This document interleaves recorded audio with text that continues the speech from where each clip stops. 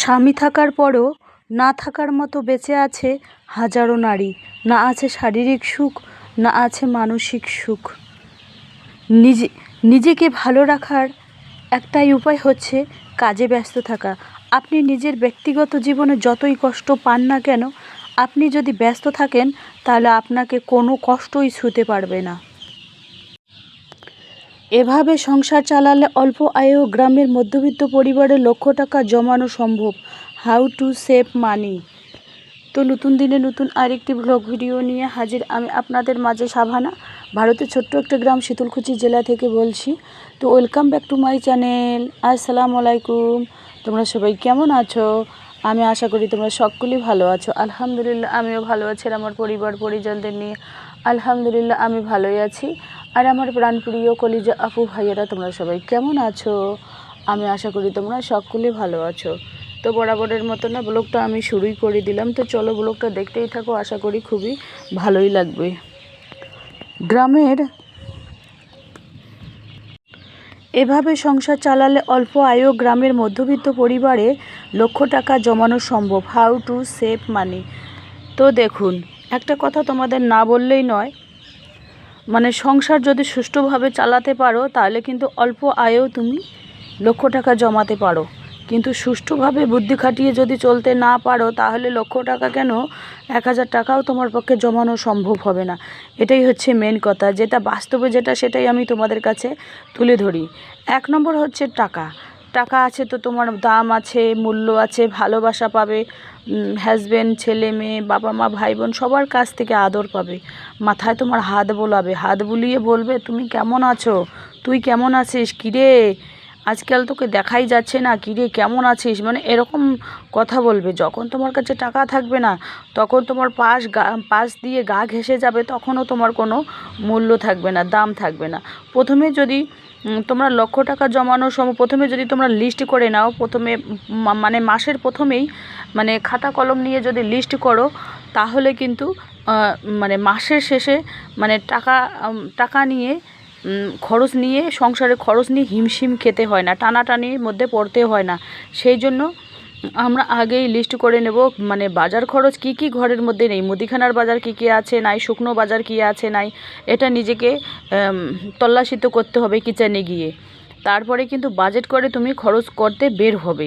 আর যেদিন যেটা খরচ করবে সেদিন সেটা বাজেট করেই ঘর থেকে বেরোবে যে আজকে 200 টাকা খরচ করবো, কি 300 টাকা খরচ করবো, একটা বাজেটের মধ্যে করতে হবে।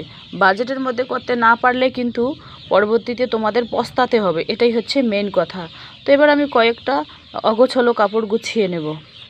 তো যাই হোক, মানে আমি যেহেতু গ্রামের মধ্যবিত্ত পরিবারের বউ, তো আমি কিন্তু হিসাব করে চলি। আমি জানি না তোমরা কিভাবে চলো, কিন্তু আমি যেভাবে হিসাব করে চলি সেটাই তোমাদের কাছে আমি শেয়ার করি। বাস্তবে যেটা সেটাই আমি তোমাদের কাছে শেয়ার করি। তো এবার আমি বিছানাটা একটু ঝাড়াঝাড়ি করে নেব। এইভাবে ঝাড়াঝাড়ি টান টান করে রাখলে কিন্তু নিজের মনটাও বেশ ভালোই থাকে।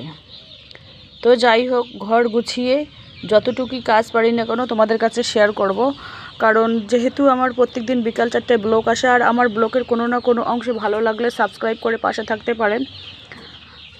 তো আমার অল্প ডলার বাকি আছে, তাহলেই আমার গুগল অ্যাডসেন্স চলে আসবে আলহামদুলিল্লাহ। তো তোমরা একটু সহযোগিতা করো। আমরা যেহেতু ছোট ছোট ইউটিউবার, একে অপরকে সহযোগিতার হাত বাড়িয়ে দেব, তাহলে কিন্তু আমরা অনেক দূর এগিয়ে যেতে পারবো, এটাই হচ্ছে মেন কথা।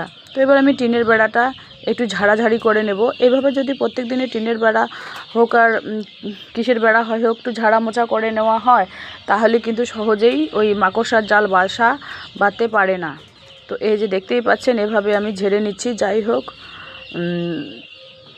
আজকে আমার মনটা ভালো নেই সেটা এখানে বলতে পারবো না, মনের অবস্থাটাও আমার খুব খারাপ। তবুও তোমাদের কাছে ভিডিও না দিয়ে পারলাম না, কারণ যেহেতু আমার প্রত্যেক দিন বিকাল 4টায় ব্লগ আসে, কোনো না কোনো ব্লগ তো আমাকে শেয়ার করতেই হবে, তাই না? তো যাই হোক, মানে শারীরিক দিক দিয়ে আমি ঠিকই আছি আলহামদুলিল্লাহ, কিন্তু মানসিক দিক দিয়ে আমি আজকে খুবই একটু খারাপে আছি, ভালো নেই আর কি। তো যাই হোক, চলো ব্লগটা দেখতেই থাকো, আশা করি খুবই ভালোই লাগবে। এবার আমি এইভাবে আর কি মুছে নিচ্ছি। লালের একটা টিনের বেড়াটা এইভাবে একটু মোছামুছি করে নেব।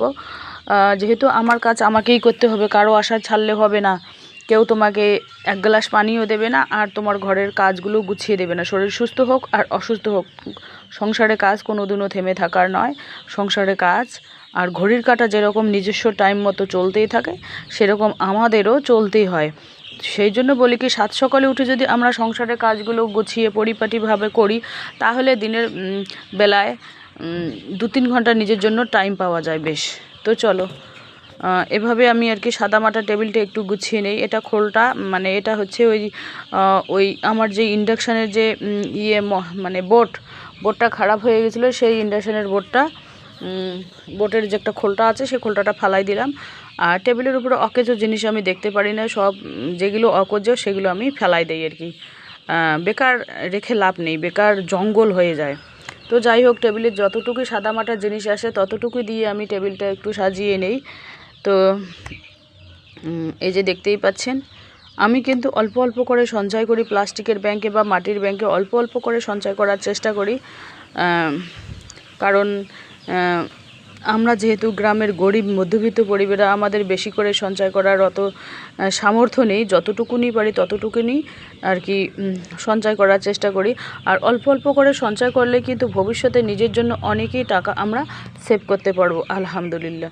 তো চলো, ব্লগটা দেখতেই থাকো, আশা করি খুবই ভালোই লাগবে। এভাবে আমি মোছামুছি করে নিচ্ছি। মেয়ে আমাকে বলছে যে ওই জিনিসটা দাও তো। আমি বললাম ঠিক আছে, 5 মিনিট পরে দিয়ে দেবো। কী যেন একটা চাইছে আর কি মেয়ে। তো যাই হোক, আমার একটা রুমের মধ্যে খাওয়া দাওয়া থাকা সব কিছু একটা রুমের মধ্যেই অত ধকল যায়। সেই জন্য এই রুমটা আমি প্রত্যেক দিনে একবার হোক, 2বার হোক, অফ ক্যামেরায় হোক, ক্যামেরার সামনে তো মুছতে পারি না। টাইম যতটুকুনি পাই ততটুকুনি আর কি করি। অফ ক্যামেরায় আমি যতটুকুই মোছামুছি করে রাখার চেষ্টা করি আর কি। এইভাবে আমি টেবিলটা একটু মুছিয়ে নিলাম। মুছিয়ে নিলে বেশ ভালোই হয়। এই যে দেখুন, টেবিলটা এভাবে মুছিয়ে নিলাম। এইভাবে মুছে নিলে কিন্তু বেশ মানে সারাদিনের মধ্যে একবার হলেও আমি মোছামুছি করে নিলে কিন্তু বেশ ভালোই হয়। তোমরাও চাইলে আমার মতো করে বুদ্ধি করে লক্ষ টাকা জমাতে পারো, হ্যাঁ, যদি বুদ্ধি খাটাতে পারো। আমি কিন্তু বাপের বাসা থেকে শাকসবজি নিয়ে আসি, ওখান থেকেও বুদ্ধি খাটাই। এক ব্যাগ সবজিপাতি নিয়ে আসি, আলু, বেগুন, তোমার লাউ, কুমড়ো শাক, লাউ শাক, পুঁই শাক। এক ব্যাগ যদি নিয়ে এসে 1 সপ্তাহ আরামসে চলে যায়। আমি কিন্তু এখন সবজিপাতি কিনি না। তো খালি মাছ মাংসটাই একটু মাঝে মাঝে কিনি, কিন্তু ডিমটাই আমরা বেশি খাই। সপ্তাহে 4 দিন আমরা ডিমটাই খাই। দেখুন বাজারে যে রুই মাছ আছে ওইগুলোও বরফ দেওয়া, আর কি যেন ওই ব্রয়লার, সেগুলোও কিন্তু ওই ভ্যাকসিন করা, ওইগুলো কিন্তু আমাদের শরীরে সয় না। সেই জন্য ডিমটাই আমি বেশি করি। মেয়ের ডিমটা কিন্তু পছন্দ না, ছেলে আর আমার ডিমটা খুব পছন্দ। ছেলের আলু ভাজা পছন্দ, আর ডিম দিয়ে যদি আলু ঘাটি বানাই ও খুব সুন্দরভাবে খায়। বাটিতে ডাল নিয়ে খুব সুন্দরভাবে খায়। কিন্তু ছেলের পছন্দে বানাইলে মেয়ে রাগ হয়, আবার মেয়ের পছন্দে বানাইলে ছেলে রাগ হয়। আমি কোন পাশে যাব? আবার ছেলের বাবার পছন্দের সবজি রান্না করলে ছেলে মেয়ে দুজনেই রাগ হয়। তাহলে আমি 3 জনের একজনের হলেও মনের মানে অপছন্দে থেকেই যাই। মানে প্রত্যেক দিনে 3 বেলা একজন সবজির মধ্যে বলবে যে এটা সবজি ভালো হয় নাই, এটা সবজি ভালো হয়নি। কিন্তু একটা মানুষ সবার প্রিয় হতে পারে না, এটাই বাস্তব। 3 জনের মধ্যে কেউ না কেউ তো সবজি আমার বলবে যে এটা ভালো হয় নাই, আর 2 জন বলবে, প্রত্যেক দিনই 2 জন বলবে যে ভালো হয়েছে। 3 জনের মধ্যে 2 জন বলবে ভালো হয়েছে, 1 জন বলবে